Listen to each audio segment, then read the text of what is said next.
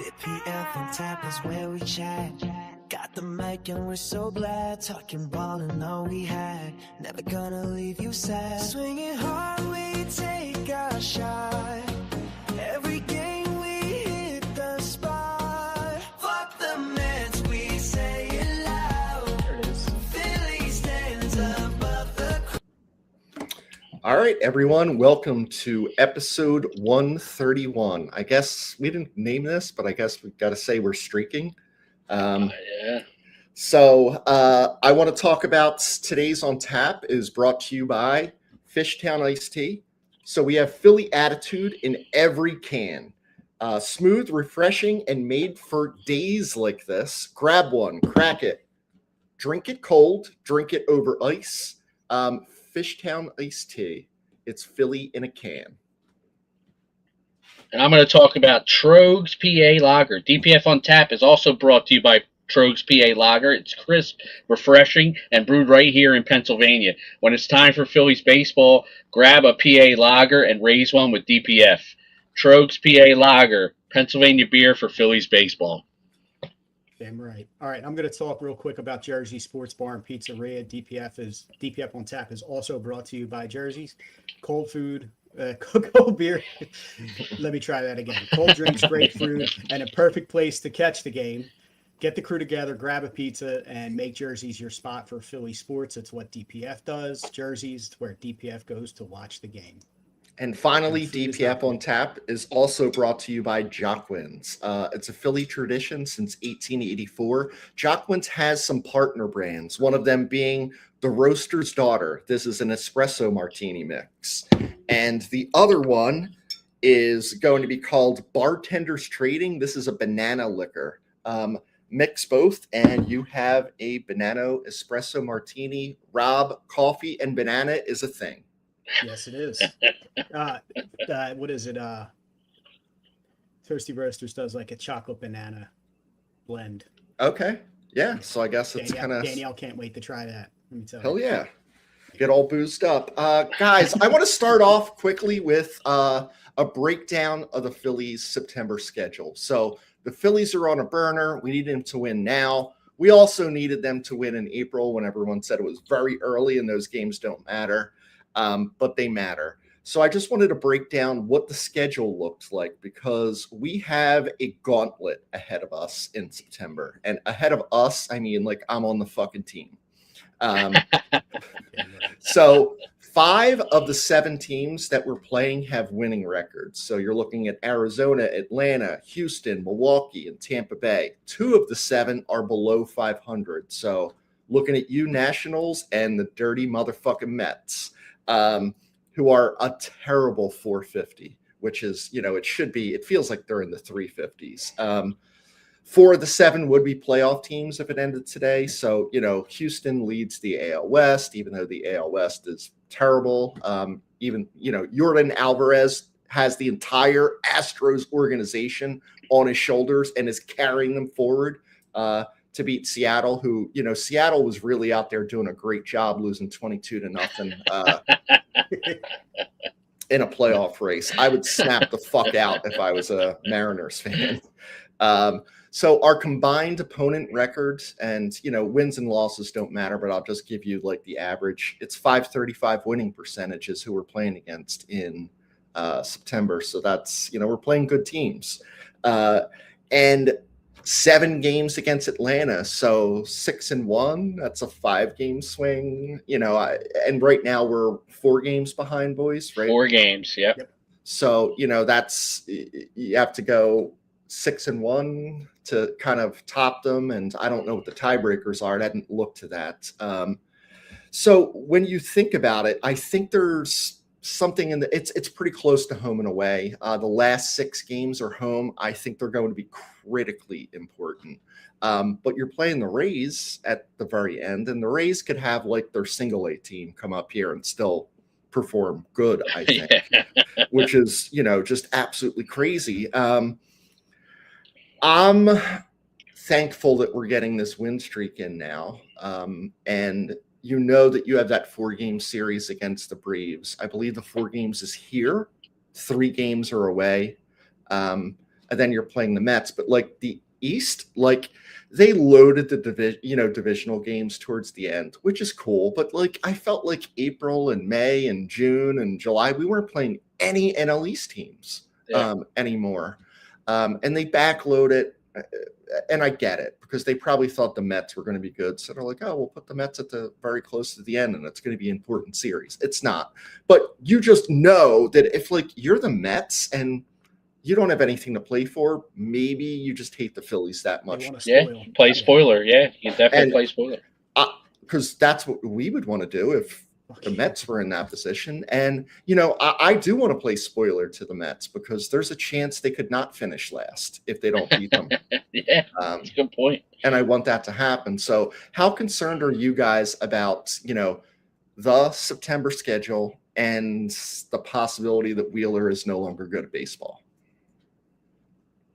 Very concerned about Wheeler. I just think it might be health. I think, you know, he had the time off and he was coming back and he looked good. It could just be age. It could just be health. He could be somewhere mentally that we don't know about. So that concerns me. As far as the schedule goes, you know, I think if they play, what is it, 5:33 you said?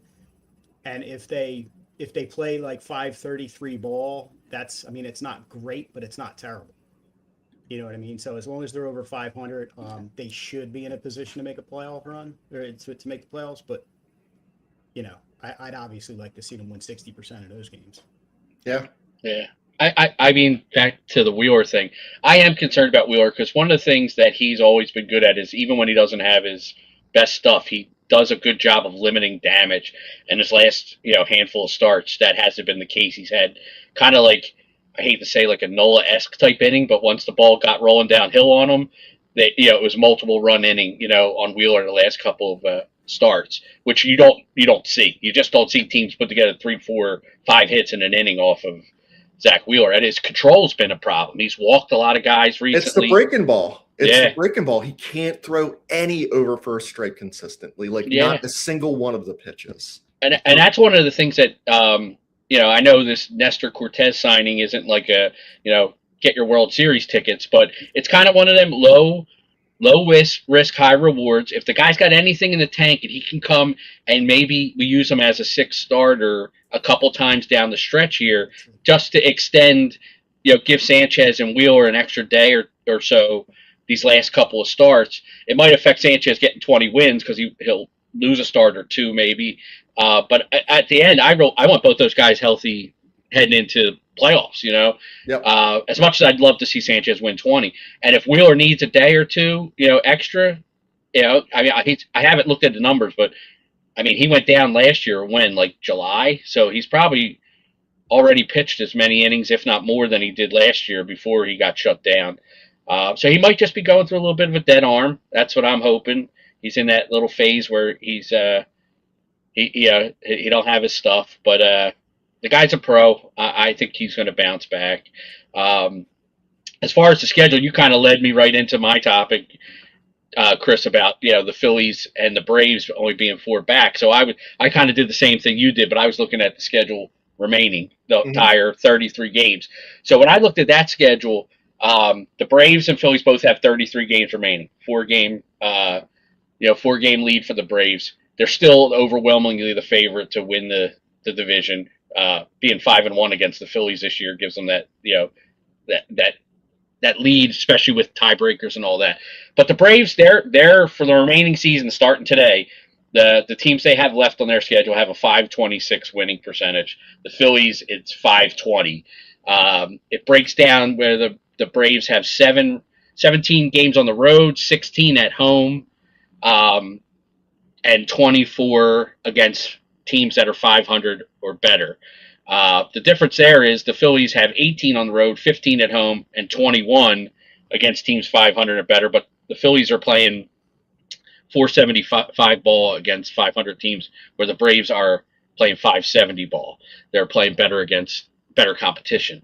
The one thing that worries me about the Phillies schedule down the stretch is they only have 18 road games, but it's consisted of 2 9-game road trips. So 2 long road trips, which could be problematic. You know how they play towards the end of some of those trips and those getaway days, where the Braves currently are in Milwaukee, so they have two more on the road now. Then they have two 6-game road trips and then a 3-game road trip to end the season in Miami. So talking about those last two series, Chris, the Braves finished with the Reds, who are right now 473 winning percentage, and Miami, who's a game over 500, where the Phillies end with Milwaukee and Tampa Bay.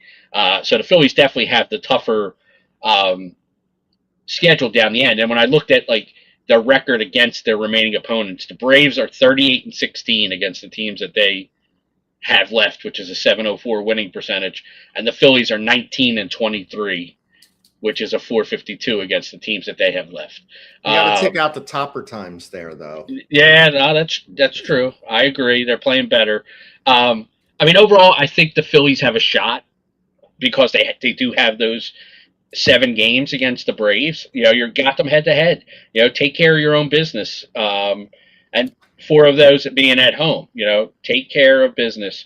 But at the same time, I'm also wondering, do we even want them to win the division because of what has happened the past 2 years, where they got that bye and got bounced in the divisional round pretty easily. The offense went stagnant. You know, if they're going to win the division, that means they're going to be playing pretty well heading into the playoffs, and then they get that 5 days off or whatever. Is that look what happened after the All-Star break? Yeah. So, Chris, This there's a team doesn't question do that well. came up, and Rob, if you want to kind of look at that up on the screen. So, curious to see if the Brewers and Rays is going to mean a lot for their seedings at the end of the year when the Phillies play. Do you think that plays into it? I think the Brewers, if they're going for the number 1 seed, I think they'll be, they're going to look to win. They may rest like the Miz or something. They may not, but I think they're going to try and win these games. And the Rays, I don't know what their lead looks like. And we'll see. We'll see. I think they're going to mean something for both those teams, though. Yeah, I don't think they're going to be sending out their backups. We won't be playing a bunch of stubs. Yeah. Thank you, Lisa, for this comment. And then 22nd Tailgate says, "What's up, guys? Let's go Philly. Second, fuck the Mets. And third, he apparently just laid out a challenge for us. Hopefully we accept the bullpen challenge in honor of your charity event." So this is pretty cool. I'm looking forward to see what Pat has for us. He's doing awesome stuff up there in Berks County for local businesses, which is a lot of like what we like to do. So let's see what it is. Hopefully it is drinking related. And we'll see.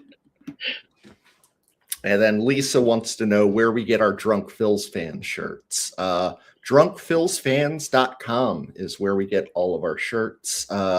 They are not available in person. We never buy things in person and have them to sell anywhere. It's always ordered online and delivered directly to your door. So That's right. No inventory. no. So, Dugan, what do you think about the? Do you think they're going to catch the Braves, or do you think that they're kind of? I think they have a shot, but I don't think they do. I think the Phils will finish behind the Braves. I hope they, coming out of the All-Star break, what were we? We're like 2.5 games back coming out of the All-Star, and then the Phillies went into the tank, right, coming out. So the Phillies are so damn streaky.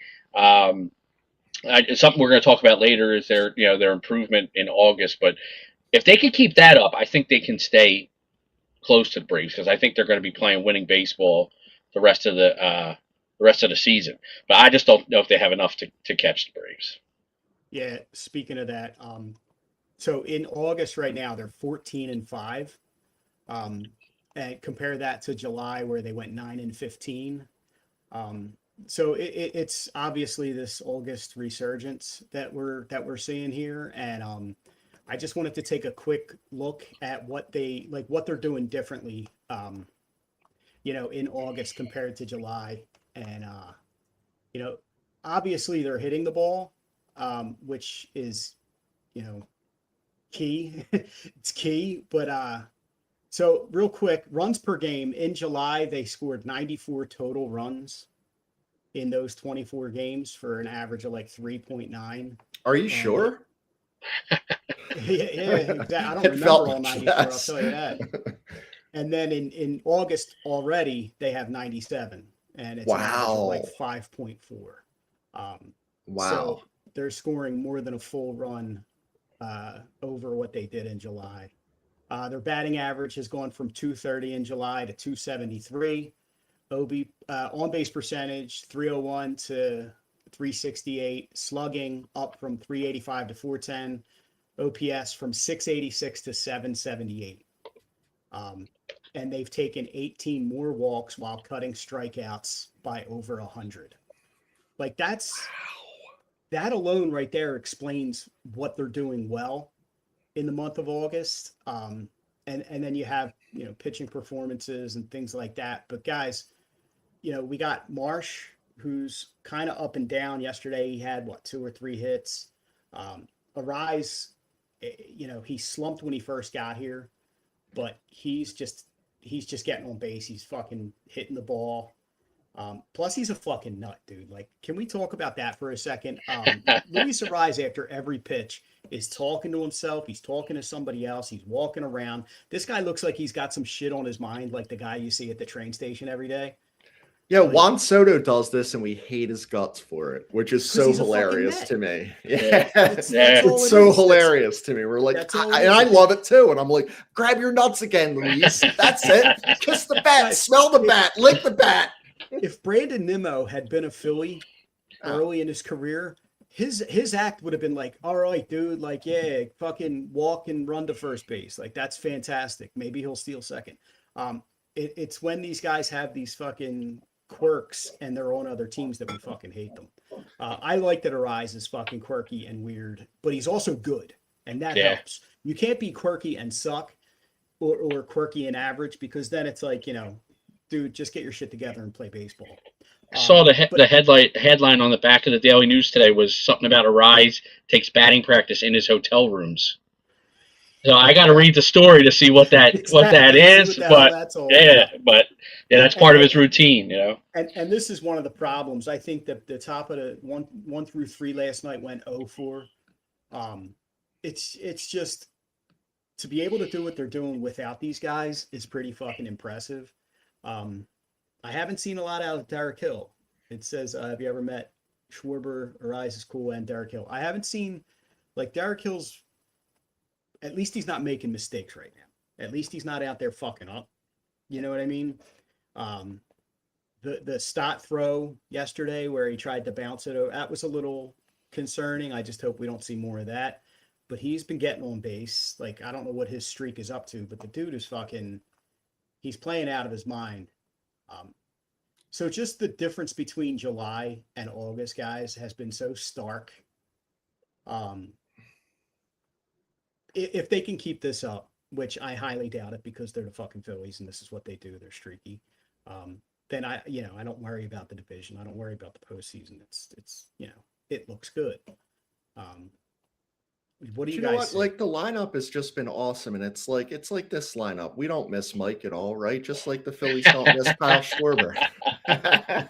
Right. I was gonna pull an O dumbass. I just didn't have time to do the research. That's funny. So I'm excited about what's happening in August. It's been fun to watch. Yeah, that is awesome. And you kind of you touched on a lot of the stats that I had, Rob, for the changes, the offense, the improvements in the offense. I did it kind of like through July and then August to kind of see where they were at. And it's the same kind of trend that you're talking about. But the biggest thing I think that we're seeing with them now is they're scoring runs without hitting home runs. They're like last in baseball in August in home runs, but they're in the upper tier of runs per game. And that's really driven by the fact that they're taking a shit ton of walks. Yes. I mean, even though Harper didn't really have any hits last night, I think he walked twice, probably scored 2 runs. Like, he's getting on base, and it's funny. It's like, I think the Arise effect is really true. Like, you finally have one guy in this lineup that approaches the game with putting the ball in play and it seems to have infected the entire team. You know, they're all. I mean, Harper's way more patient than he's been. Stott's getting on base, whether it's a hit or a walk. He's walking more at a higher rate. Um, you wish it would affect like Turner a little bit. He's still swinging wild. I was at the game last night, and I was sitting right behind home plate. He swung at a couple like sweepers that they were balls out of the pitcher's hand. He had made up his mind. He was swinging, and the ball ended up 3 feet outside, and he was already going.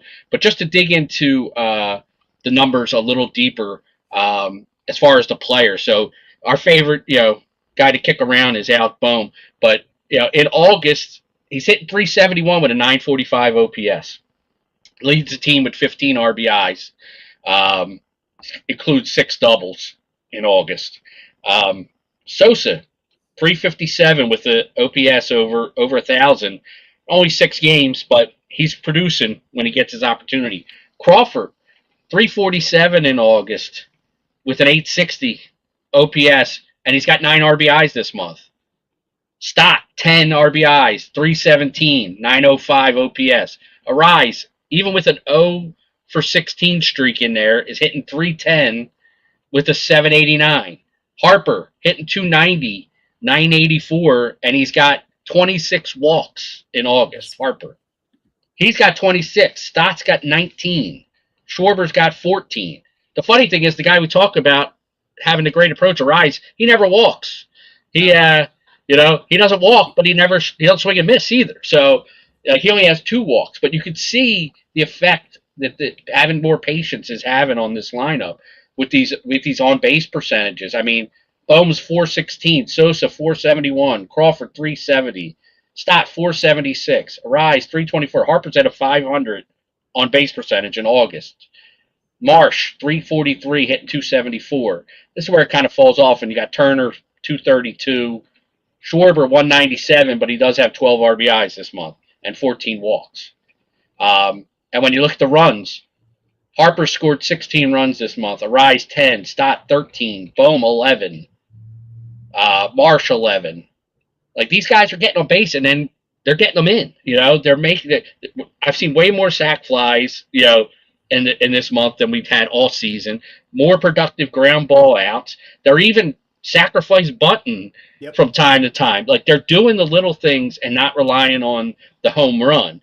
And if they're able to carry this through the rest of the season and into the playoffs, they're going to be a really tough team to beat with their starting pitching. And that's the key. It's been fun to watch, and I just don't understand why it took getting a guy like Arise to see that this is the right way to approach hitting a baseball. Putting the ball in play is good, and why we wasted 4 months of the season like that on the roster before. That's the problem. They didn't have somebody like that. But this is what we heard. We've heard it for years, though, that they were going to.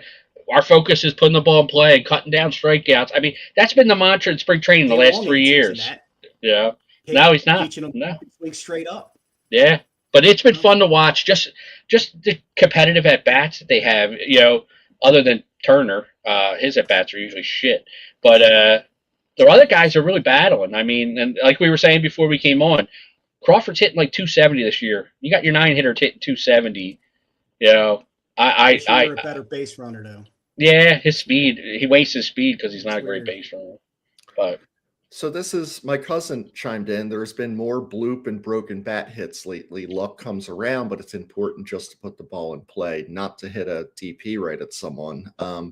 Arias has changed, everything about that bottom of the lineup because they have something to prove, right? The bottom of the lineup's like, we're there for a reason. Like, we're not as supposedly good or getting paid as much as the top. But I also think it's like, from an opposing pitcher mentality, if you walk someone prior with the Phillies, you're like, you weren't that worried, right? Because you're like, I'll just throw a ball out of the zone and they'll pop it up. They'll hit in a double play. And now they're like, they're going to take that. And now we're going to have 2 guys on. So they throw it over the plate and things are happening. Especially with Arise batting behind Harper. If you walk Harper, you got a guy that is a 330 hitter batting behind him.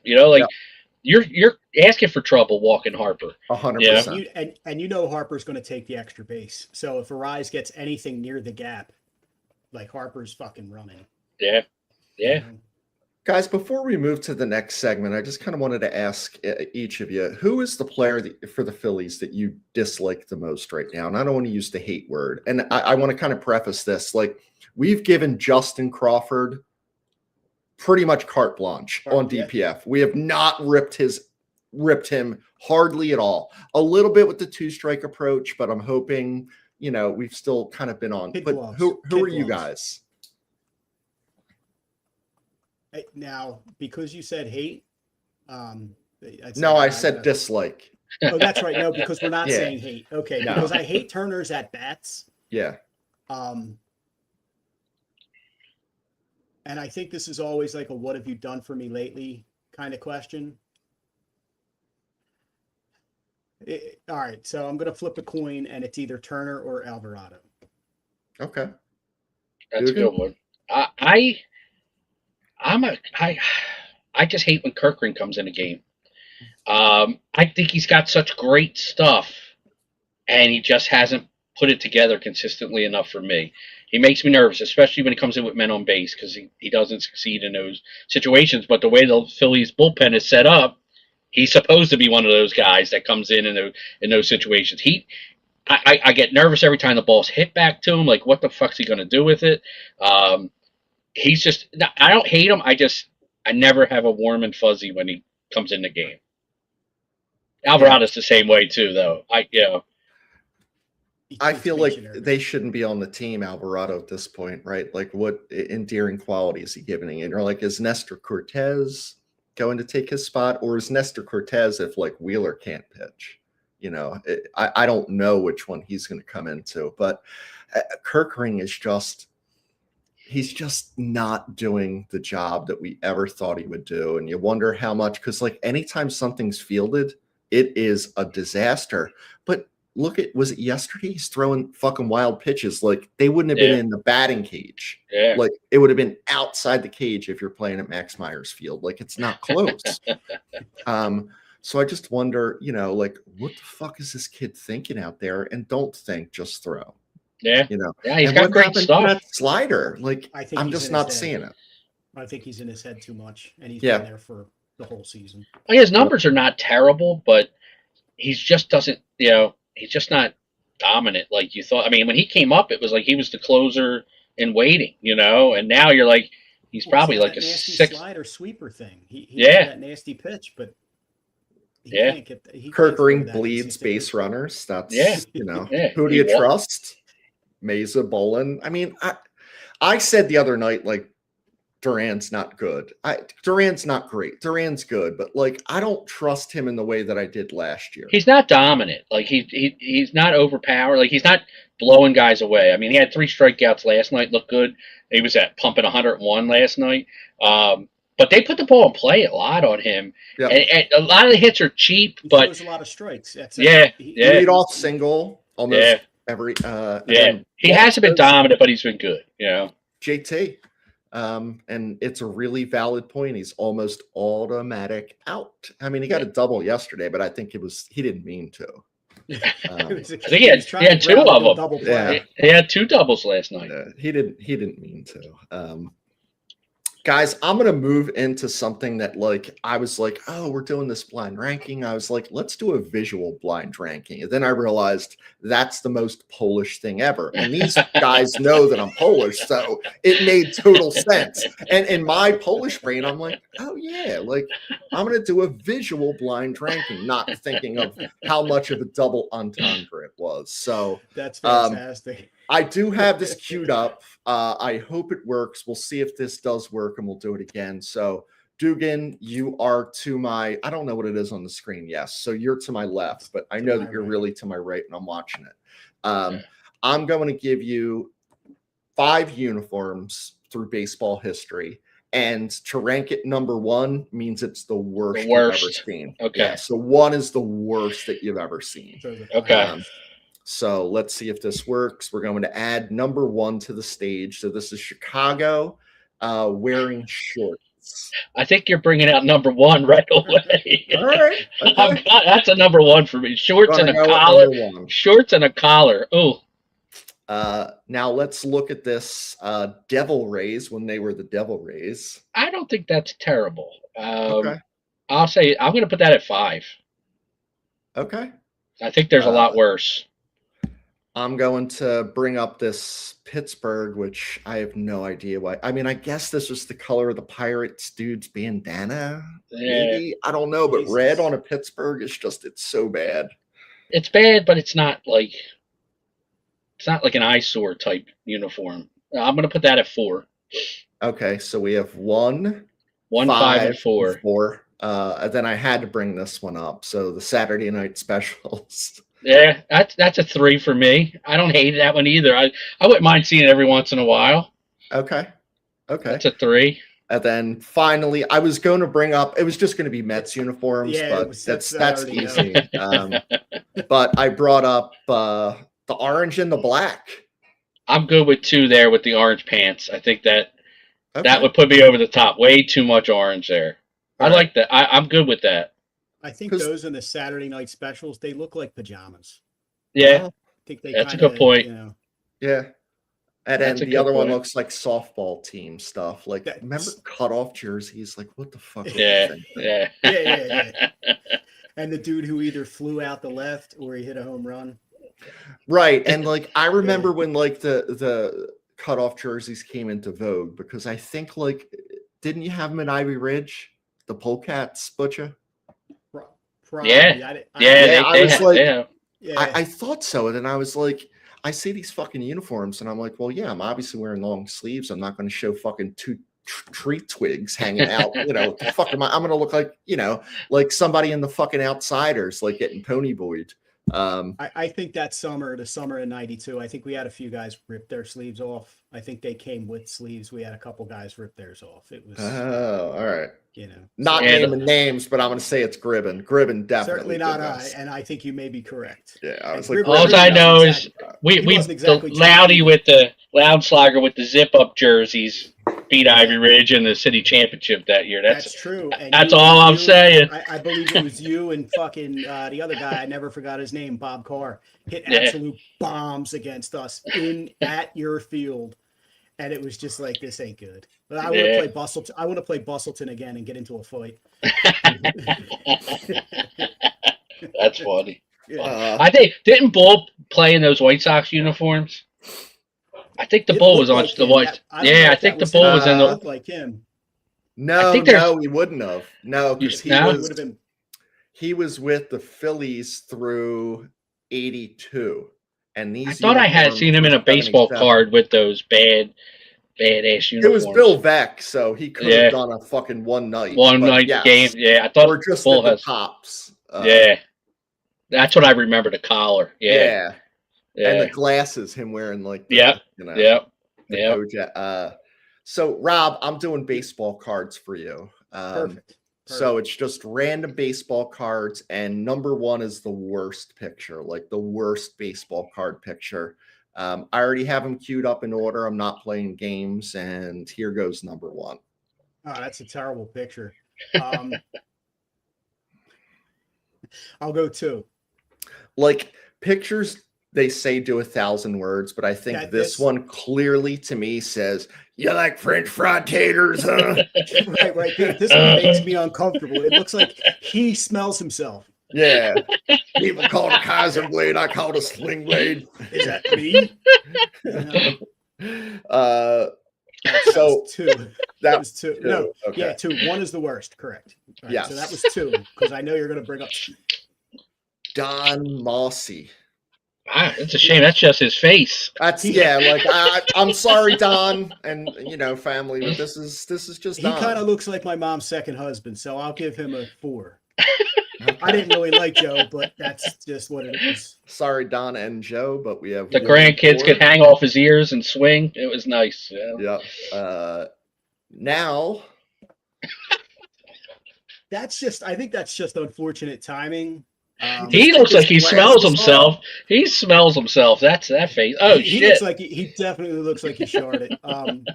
So where am I at? I'm at I got 3. 1 and so I got 4. 2, 3, and 4. Yeah. So I know one's coming up, right? well, yeah, I mean, one of these has to be one. All And right. I'm not. I didn't play games. I have it's a random feeling I order. know what it is, but go ahead. What do you mean? Oh, you're good. All right, so we're gonna go to No, the yeah, next that was one. number 3. I I thought there was ones better than this, but this is a Met, and it's such an embarrassing picture that I had to add it. Like, this guy's not choking up. Like, there's more of the bat at the lower ends than there is at the top end, at the barrel ends.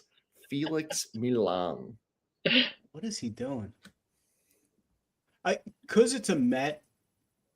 All right, I'll give him. No, I'm going to say 5 because I'm pretty sure the last one's going to be terrible. Okay. I have to look up his career average because there ain't no way he hit more than 212. I with feel that. it couldn't be the Mendoza line. It should be the Felix Milan line. I'm looking him up right now. And then for this one, I just think it's the worst baseball card ever. Well, John I guess I have to Denny. give it a 1, but I don't think it's that. Like that wouldn't have even been in my top 5. It's compared obviously to- watercolors, paint by numbers, very early Photoshop because this is the 1984 top That's set, I believe. That's 83. Oh. That's Boggs and Gwynn were rookies. Oh, I think yes, yeah. This is John Denny's rookie, actually, Corey. No, won he the played Cy for Young the that year. Indians before this. It's his first card with us. But Oh, okay. like, imagine this. Like, it's obviously not the uniform. And like, they couldn't even get like Dick Perez to paint it. They're just like, hey, Butcher, go That's fucking why. figure it out. It's because he was traded during that's what it was. He was traded, so they had to paint the Phillies uniform on him. They just like kind of Over the Indians. Photoshop with the head. It's like None of the his rest of it's not arms are real. super white. Like, everything's just off. It looks like something you would see in a Bible or like a book about the Bible. Like Yes. in the heaven, and this is John Denny greets you at the pearly gates. Yeah, it's just Just see someone putting their kid there. 2 is maroon, 3 is blue. I mean, That's right. color it all in, yeah. and So then back you gotta to see the shadows. Oh, look, Felix Milan, fellas. That must mean he had 367. That must mean he had great back control because he had 279 for his career, including 310 in 1970, 290 in 19. He had 590 at bats Jesus Christ. and had 310. So he was 275, 235, 289, 267, 310, 289, 257, 290, 268, 283, 282, and 248 his last year. Look at that cookie duster too. Like, he is Not to mention the awesome fucking mustache. yeah. Like, all right, it's a bad card, but this guy was a fucking player. I wonder what happened. I feel like he got mixed up in some cartel shit. Pretty much a singles hitter. He only had 229 doubles, 38 triples, but only 22 home runs in 1,480 games. He didn't give a shit about power. He was like, dude. Yeah, this is all he's the slapping power I need singles right now. all over. 1,600 hits in his career. And this was the late 60s, early Wow. 70s. Yo, that dude. 66 through 77. Yeah, That dude was out slaying. that's Look at him. oh yeah. He loved the cocoa. He went to Penn State. 1, 2, 3. Three-time All-Star. Won a Gold Glove in 1969. Jesus Christ. And a Wait, Gold he was Glove. a world champion? How do we I- never hear? I how said do we never- All-Star. I said All-Star. 3-time No, All-Star. But Oh, he won a World Series? Yeah, if he was in the I- 69 Mets, right? No, he was on Brady. Atlanta. He was on Atlanta. Oh, okay. All right. Yeah, All-Star game, Gold Glove in 1969 and 1972. Wow. And finished 16th in MVP voting in 1973. Jesus that's amazing. Christ. All right, And so we're this like guy, clowning on him. right. We're sitting here making fun of him. Meanwhile, he's got like 32 grandkids. Yeah. He was highly successful, is what I'm trying to say. So, all right, At so everything. this guy apparently was not a cup of coffee. However, the next one that leads me right into my cup of coffee, brought to you by Toasty Roasters Coffee. I appreciate Dale. He's out in Sealands Grove. Everything they make is fantastic. I'm gonna have to put it in another order because I am out. I go through this stuff like you wouldn't believe. So Chris always asks, like, he wants a good cup, like he wants to hear like some of the strangest or the best stories or the most bizarre. So I really dug deep today, and I wanted to find the major league pitcher who had the shortest cup of coffee with the highest ERA. And I found him. This guy's name is Joe Cleary. And, so this guy has the highest career ERA of any pitcher who ever managed to record an out. He was born in Cork, Ireland in 1918, and he moved to New York's Upper West Side when he was a kid. He played semi-pro ball around Brooklyn. He played with, I guess these were teams called the Brooklyn Bay Parkways and the Puerto Rican Stars. So an Irish guy playing for the Puerto Rican Stars is just fucking fantastic. So it says for decades, he stood as the last native Irishman to play in the big leagues. And that was from 1945 all the way to fucking stinking Mets. Had a guy named P.J. Conlon who pitched in 2018. But anyway, on August 4th, 1945, Cleary got his big league shot with the Washington Senators. And he entered in relief in the fourth inning. So obviously the game wasn't going well already against the Red Sox. So he pitched, I believe he recorded 1 out in a third of an inning. That was his total career. 8 base runners, 5 hits, 3 walks, 7 earned runs allowed. And he struck out the Red Sox pitcher Dave Ferris for the only out that he recorded in his major league history. He was pulled after recording that out, and he never pitched in the major leagues again. So his career win-loss record is 0-0 with 1 career strikeout, and his career ERA is 189. And some guys make it to the bigs, and they have a story to tell. This guy probably doesn't even mention it. Like it's not on his resume. This guy is like, I struck out Don Ferris. I struck out Don Ferris. You remember Don Ferris, that motherfucker? Here's another fun fact. This guy's nickname, Joe Cleary's nickname was Fire. And I think it might be because he got fired, but I mean, this is who he struck out, guys. He almost hit him in the ear.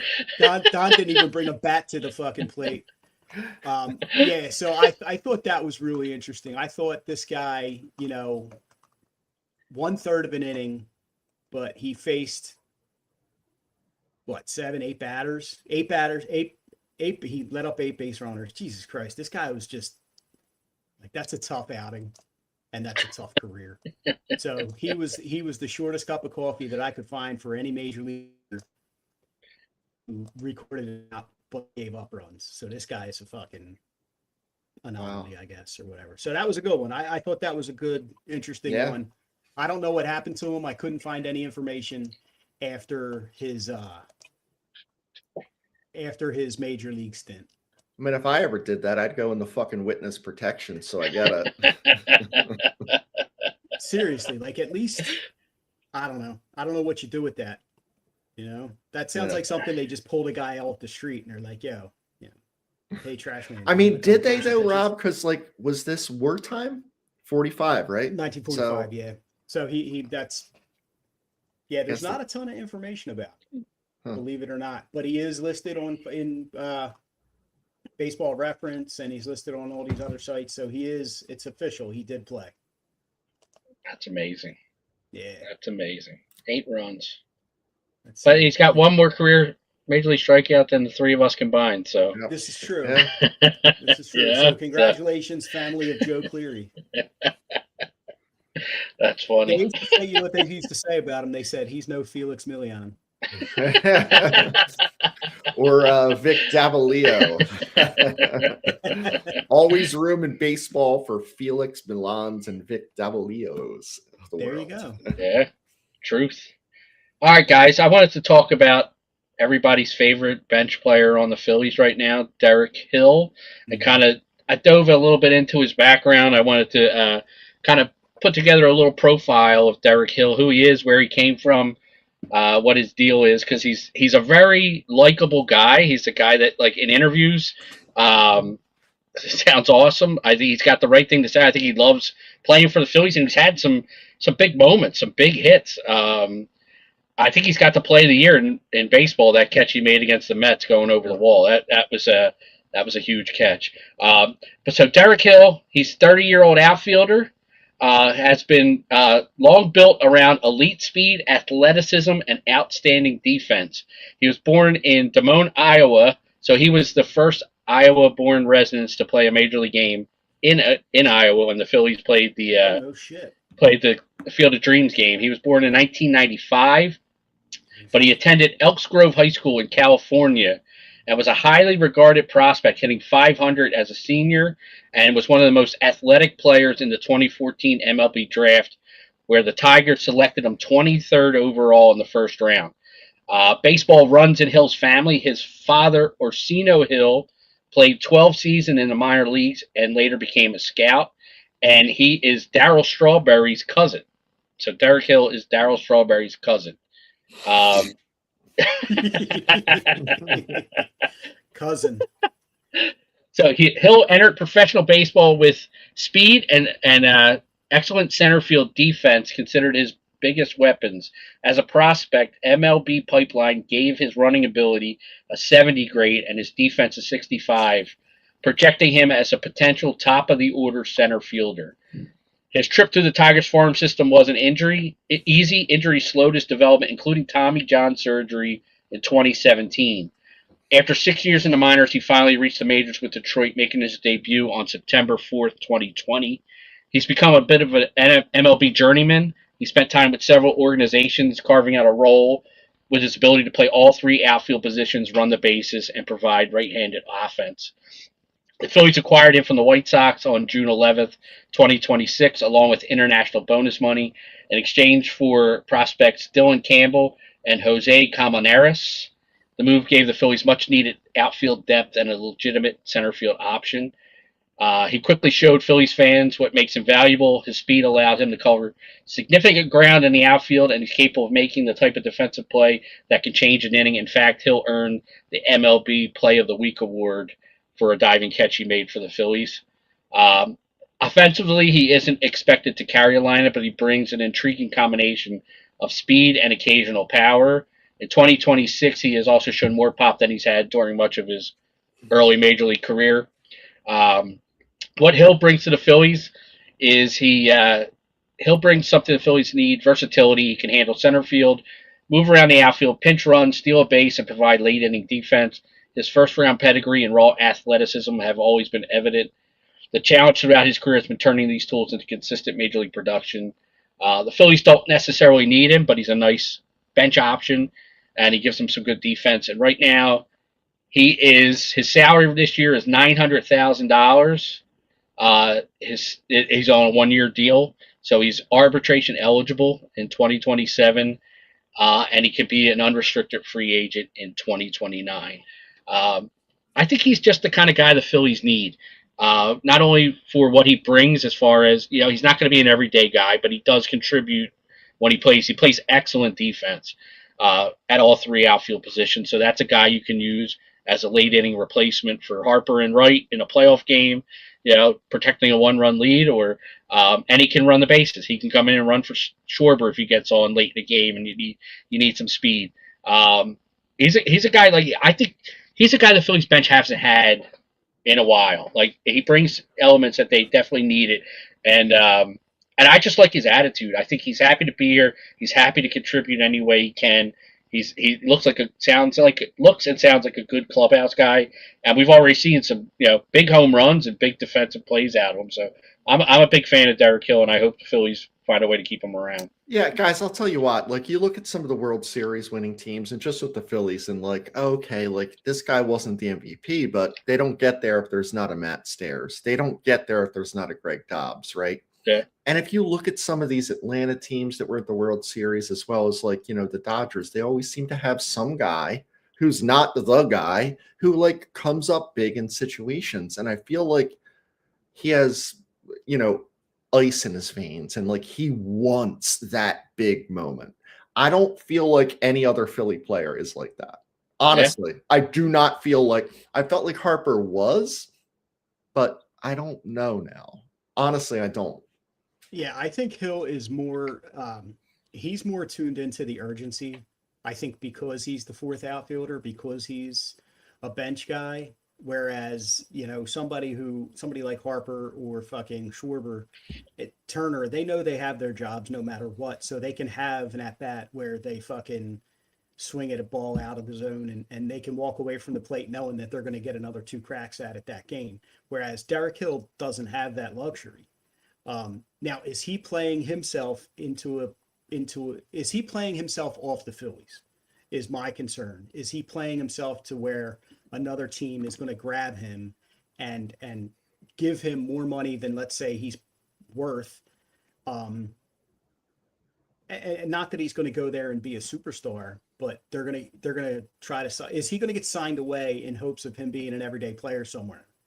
And why wouldn't he do that if he had that opportunity, right? If I'm him, I want that. Yeah. If I'm him, I want that. As a Phillies fan, I don't want that. Yeah. You'd hope that like the attraction that the Phillies are always, in the mix and they're, be part of it. Yeah. I mean, I think, obviously when they made the trade for Hill, nobody was like, oh, wow, that's a great move for the Phillies. Like, it was an under the radar move that's really worked out. And I think the one that's even more egregious on the Phillies' part is De La Cruz, because he's been in the organization all season. The fact that he wasn't brought up sooner to help, especially when Garcia went right down, like we were dealing with right field revolving door with, Rincones and, whoever else they were sticking. Goddamn Stubbs was playing left field in games and Marsh was over and right. Like, I mean, De La Cruz is a proven major league player. I don't understand why he wasn't brought up sooner. But I definitely think those two moves, Hill and De La Cruz, give the Phillies the best bench they've had probably in this run with the Harper, 100%. a Harper-led team. I think you got 2 decent right-handed bats. I mean, De La Cruz came in last night, got a big hit, pinch hit for them.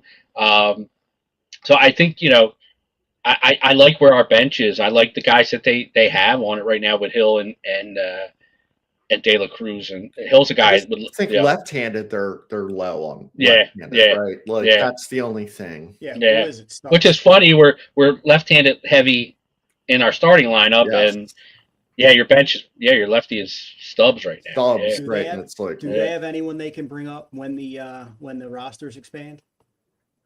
Aiden Miller. You only get one now, right? Aiden Miller's going to come up and he's going to bat left. He can't swing a bat right-handed. That's what they haven't told us. They haven't. They need to finish that. It'll be interesting to see what happens when Marchand's eligible to come off the IL, if they keep Stubbs and keep Marchand down, or Marchand stinks so bad though. Yeah, he really does. Like, so does Stubbs though. He can't hit either. He's fun, man. It's the vibes. Yeah, he's got the. I was at a game and I saw Stubbs get 2 hits. That's all. Yeah, there you go. Say that. So. You wrote that in your diary too, didn't you? Absolutely. I was like, dear diary, dear diary, dear Darla. His nippers were raw from rubbing them when he got to first base, because he don't know how often he's going to get to do it. Yeah. Good for him. I love Derek Hill, and I think that was awesome getting to a little bit to know like who he was, and like this dude's a legit player. He just hasn't blossomed, and I don't know. Jason Worth blossomed a little bit late, right? Yeah. Things happen. Guys, I want to talk a little bit about like these advanced stats. So I kind of like wanted to, I go to the game and you see them all over the place, and you see them on StatCast and FanCast and StatMuse and all of this stuff. So I still believe batting average is a good indicator. However, if someone hits 350 and then I'm looking like, oh, well, he hit it at Colorado. And I'm like, oh, all right. Well, so there is something called WRC plus. So it's weighted runs created plus. As an idea, this 100 is the league average. So it's very like, it's not specific to like, oh, well, this guy was playing here and they have a big outfield, or, oh, that lineup was weak. 100 is the league average. 120 means you're 20% above what the league average is. And then, an 80 is your 20% worse. So this accounts for walks, singles, doubles, homers, triples, all of those things that batting average kind of does in its own way, and OPS does in its own way, or on base percentage does in its own way. But I think that I liked this number and I thought it was interesting. And I think when I saw the numbers and like, you know, in my head, what I did was like, oh, I wonder what Harper's is. I wonder what Bohm's is. And it just gives you an idea of like they're playing better than the average player at their position is where it goes. So this is where it starts getting weird because I'm like, there's a lowercase w and then an OBA. So it's weighted on base per average. So I'm like, why the fuck is the W lower? Like, why can't it just be bigger? Like, why are we doing a lower W? What's the fucking importance of camel case here? So what I realized with this is think of it as on base percentage, you know, but reaching base isn't treated equally. A walk is valuable, a single is valuable, a double is, you know, more valuable, a homer is way more valuable. So this is like, I guess, akin to what we would say like OPS plus slugging. OPS plus is. So that's one that I, you know, and I never looked at these. I kind of felt like Uncle Badloadish about like, I don't know, XWOBA, WOBITA, EBITDA, debits, credits. I don't fucking exactly. know. And then kind of like moving on to some of the ones that like I don't really love and I don't think are total valuable is like hard hit percentage. You know, it's percentage of batted balls hit 95 miles per hour harder. I don't give a fuck. I give a fuck if they got on first base. That's it. So that's why I'm like, I mean, I think there's value to it. Then I want to go into the pitching. So now I'm gonna defend that. I like that stat, and I'll tell you why I like it. Because baseball's a game of failure, right? But if you're hitting the ball that hard at a really high rate, you're doing a lot of things right. And you're probably hitting into a lot of bad luck, you know? So that's a kind of guy that I think if you look at his numbers and he's hitting the ball at a high rate a lot, like it's eventually going to catch up. Like it'll even out and he'll start getting hits, you know? Like I think making Chris, good. What 95 mile per hour? Like that's my problem. Well, yeah, like, maybe that. Like, yeah, maybe that's low. Maybe that's a low bar, you know? Because I mean, I guarantee you, two of Rice's hits the other night were 50 miles or less. He hit those two bloopers that dropped into center field. Like you can get a hit by hitting a dribbler 3 feet in front of home plate, or you can get a hit by hitting it 115 miles an hour, line drive single to, you know. But I think on the average, I want to see hitters hitting the ball hard. I want to see them making solid contact, and I think that's the value that number brings. It doesn't necessarily translate to batting average or XWOBA or whatever, but it tells you the guy's doing a lot of good things and he's making solid contact and he's swinging at his pitch and driving it more often than not, which I think is always valuable as a hitter. All you can do is hit it hard, right? You can't control what happens once it leaves your bat. You could line out to the shortstop 50 straight times, you know, and have a 0 batting average, and every ball you hit was 100 miles an hour, you know. You're doing everything you can. And even like the shift fucking ruins some of these stats because guy hits a bullet up the middle 20 years ago, their base hits all day, and now you got the shortstop standing right there, you know? So I think if you can consistently hit the baseball hard, your numbers are going to bear that out over time. I want to switch to pitching a little bit. So I think if you asked most pitchers today in today's game, they devalue ERA. Like ERA is not a valued number. You'll constantly hear FIP, fielding independent pitching, particularly probably Phillies pitchers. So this attempts to evaluate, you know, a pitcher's outcomes, you know, where they have substantial control over, and where does it, you know, they don't have control over like, oh, this is a single because Arias doesn't have a good arm, or, you know, they give Turner a non-error when it's an error. This is really strikeouts, walks, hit by pitch, and home runs. So it's presented in an ERA-like scale, but there could be an instance where someone has a 2.80 ERA, which is good, but a 4.30 FIP. So a 4.30 FIP means like they kind of got lucky. Like it's not they're doing all the wrong things. They may be getting some double plays in situations, but they're putting runners on base through walks or giving up home runs. And then the converse is true, right? Someone could have a 5 ERA and a 295 FIP, which means that the pitcher has performed considerably better than his ERA has. And I think ERA is still in the back of baseball cards. Now here it starts getting weird again with the lowercase x and its FIP. So we have a new one, FIP, and they're like, that's not good enough. We're going to add an X to it.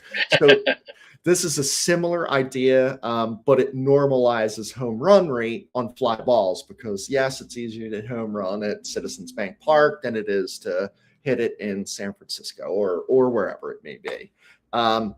So there could be ballpark. So this is like ballpark dependencies. It's not really anything else other than that.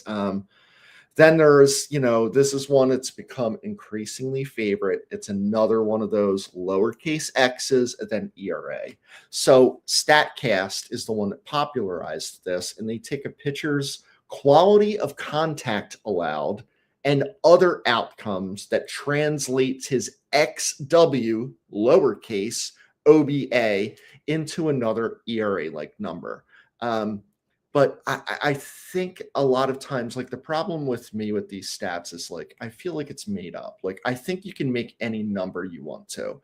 And the one that drives me crazy is like, hey, the Phillies are 67 and 43 in 2008 and 2022 and this year. Well, what they failed to mention is they were that in 1989. They were that in 1974, and they were that in 2019, and like nothing happened. It's like you can take or make these numbers mold into whatever you want to say, right? And I think that that's a difficult proposition. What are your guys' opinions of these advanced numbers? We know I'm not Chris. I don't think that hard hit wasn't important, but I don't think I liked the other ones a little bit more. Oh yeah, no, I agree. And the fact that you're explaining some of these, like I'm the same way. I'm Uncle Bad Loadish, where I'd want to see average home runs, on base percentage, RBIs. I want to see the old statistics that were key in our day, But the fact that you're explaining these, like, I like statistics that are based on actual data. Like, you get into some of the fielding one, and it's like somebody's estimating someone's range. Someone's estimating, that ball had a 30% chance of being caught. Like, when you're making estimations, I think the stat loses value. But when you're actually looking at how many walks does this guy have, how many home runs has he allowed, it is hard numbers. It's real data that it's tangible, and that you and I can sit down and do the calculation for.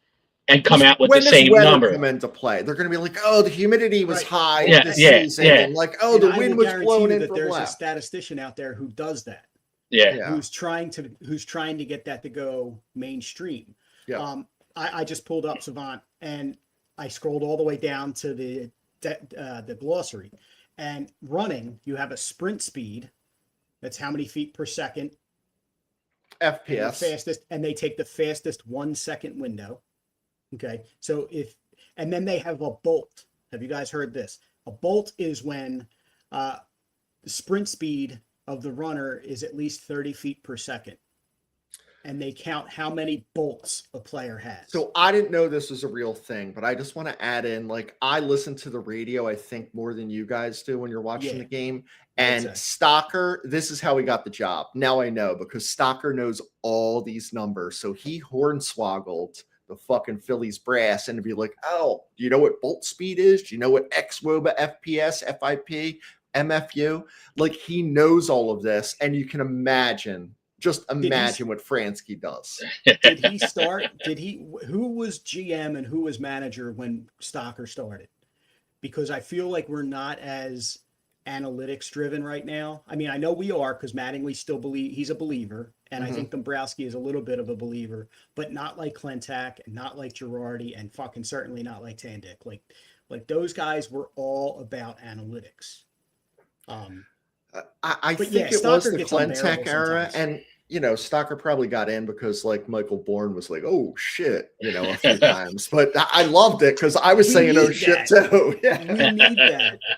We were like fucking long-term deal that guy. And I think Greg Dobbs and Eric Kratz were the other ones. And Dobbs was like apparently like he wasn't announcing because he was looking at himself in the mirror so much. Do you know who I was like doing Eric it? Kratz. I Kevin loved Eric Jordan Kratz. or Yeah. Was it Kevin Jordan? Kevin Jordan was one too. Yeah. He was fucking. He just had that. I couldn't stand his voice. Yeah. Let alone the shit he said. Yeah. Yeah. Yeah. I mean, there's value to these stats. No pun intended. I mean, there is, but I think they go too far.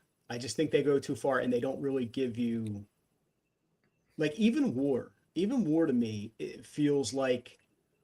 What's it good for? Of course, absolutely nothing. Exactly. Of course. Say it again. Needs to leave. Of course, fucking these guys. Like, these are the best players in baseball. We know they are better than their potential replacement. I don't need you guys to do fucking calculus to figure out why. Yeah. Yeah. Right. They're going to have like, hey, you know what? Who ate fish this entire season the most? And let's measure their ERA. And Right. like, to all of these statisticians out there, what I would suggest is use a term that you already know and keep it in all capitals. And then whatever you're going to add to it, put it in lowercase letters. Absolutely. It's very important. And I have another suggestion for them is just talk to girls. Oh, Just what would talk happen? Just talk to a girl. or talk to a boy? I don't care. Just talk Who am to I to someone. judge? Who am I Talk to to judge? someone. Yeah. Guys, this is devolving, and I think people have other things to do. So I'm going to close the show. But before we do, I'm going to talk about next Sunday. Next Sunday, we're going to be at Fishtown. It is going to be for Penn Family Care. We're going to be honoring an Interstate Draft House regular, Nikki. His wife, Patrice, will be there. And our next podcast will be Thursday. We're going to have members of the Cystic Fibrosis Foundation on. We are going to do a stair climb. You get to do it at Lincoln Financial Field, November 7th. I'll have more information about that. But let's keep it rolling, boys. Number 8 could be tonight. Fucking right. Let's go. The Cards. Have a good night. Have a good day. I guess it's day. We're usually saying night. Still day. Yeah. Have a good day and night. Fuck it. There you go.